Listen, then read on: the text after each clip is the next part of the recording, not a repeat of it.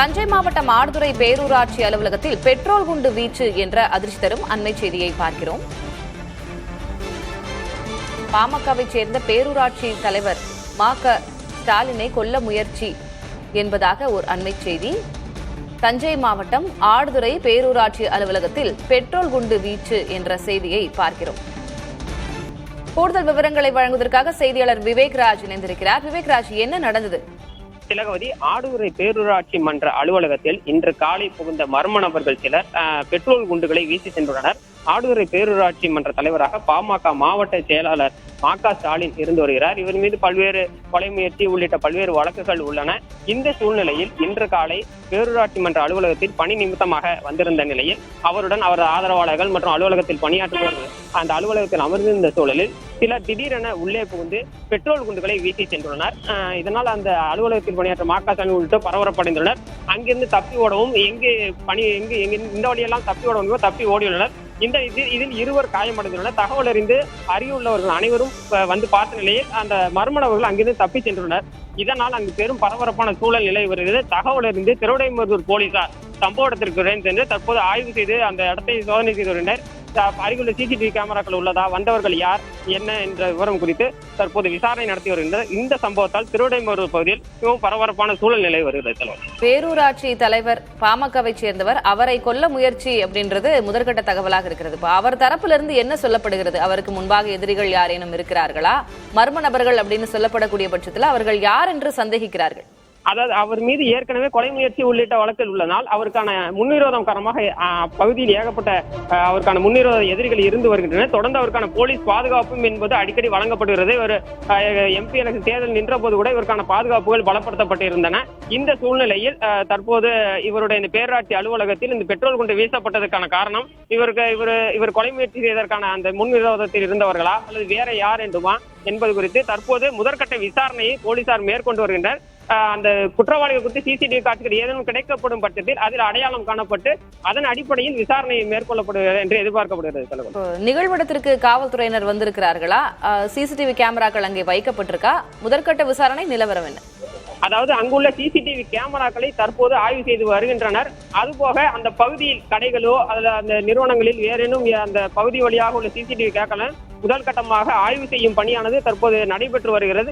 இருந்த போதிலும் அந்த உள்ளே நுழைந்தவர்கள் எந்த வழியாக வந்தார்கள், எப்படி வந்தார்கள், இருசக்கர வாகனத்தில் வந்தார்களா, கார்ல வந்தார்களா என்பது குறித்து ஸ்டாலினிடம் ரகசியமாக விசாரணை நடத்தி வருகின்றனர். தற்போது அவருடைய நாம் தொடர்பு கொள்ள முடியாத நிலை இருக்கிறது. அவரை தொடர்பு கொள்ளும் பட்சத்தில் இந்த சம்பவம் குறித்து அவர் முழு விவரம் நமக்கு தெரிய வரும். திலகவதி, இப்போ இந்த பேரூராட்சி தலைவர் அவருடன் இருந்தவர்கள் பாதிக்கப்பட்டவர்களுடைய நிலைமை என்ன? ஏதேனும் மருத்துவமனையில் அனுமதித்திருக்கிறார்களா? சிகிச்சை ஏதேனும் அளிக்கப்படுகிறதா? ஆமா, இதில் அவர் உடன் இருந்தவர்கள் இளையராஜா மற்றும் உள்ளிட்ட இருவர் படுகாயமடைந்திருக்கின்றனர். அவர்கள் தற்போது அங்கு ஆடுதுறையில் உள்ள ஆரம்ப சுகாதார நிலையத்தில் முதலுதவி சிகிச்சை அளிக்கப்பட்டு தற்போது கும்பகோணம் அரசு மருத்துவமனைக்கு மேல் சிகிச்சைக்காக கொண்டு வரப்பட்டுள்ளன. திலகவதி, சிகிச்சையானது தொடர்ந்து வழங்கப்பட்டு அடுத்த கட்ட விசாரணை நிலவரங்களை சேகரிங்கள் விவேக்ராஜா. தற்போதைய விவரங்களுக்கு நன்றி.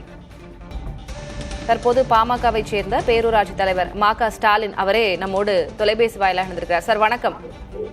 வணக்கம். வணக்கம். மீது தாக்குதல் நடத்தப்பட்டிருக்கிறது, யாராக இருக்கும் அப்படின்னு சந்தேகிக்கிறீங்க?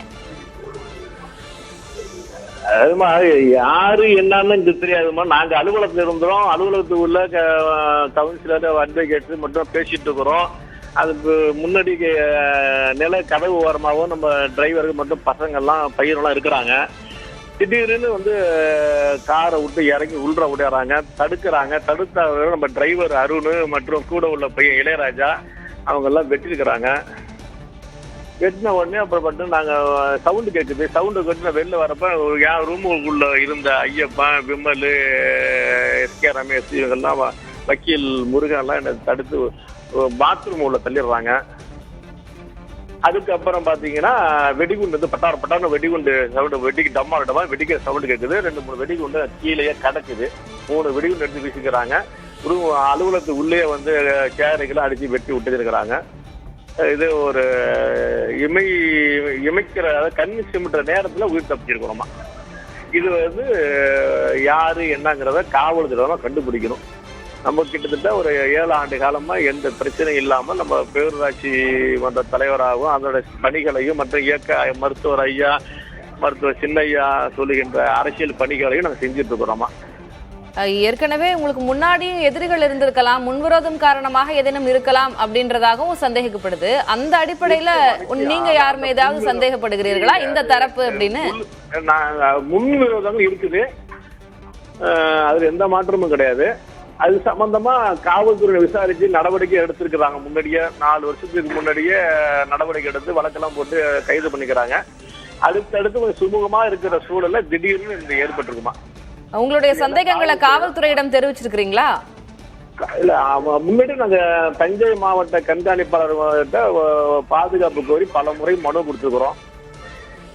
மதுரை உயர் நீதிமன்றத்திலையும் பாதுகாப்பு போலீஸ் துப்பாக்கியுடன் கூடிய போலீஸ் பாதுகாப்பு மனுவும் கொடுத்துருக்கிறோம். இப்படி பல முறை நடந்துட்டு இருக்குமா? முன்பாக இந்த சம்பவம் நடக்கும்போது உங்களுக்கு காவல்துறை பாதுகாப்புலாம் எதுவும் வழங்கப்படலையா? இல்ல, முன்னாடி காவல்துறையோட பாதுகாப்பு என்னோட வீட்டு அளவுல துப்பாக்கி போலீஸ் பாதுகாப்பு வச்சிருந்தாங்க. அப்புறம் நான் மயிலாடுதுறை பாராளுமன்ற தொகுதியினுடைய வேட்பாளரா பாட்டாளி மக்கள் கட்சி பாரதிய ஜனதா கட்சியினுடைய வேட்பாளரா போட்டியிடுற நேரத்துல வீட்டு போலீஸ் பாதுகாப்பை எடுத்துட்டாங்க. கிட்டத்தட்ட 1 வருஷத்துக்கு மேல போலீஸ் பாதுகாப்பு கிடையாது.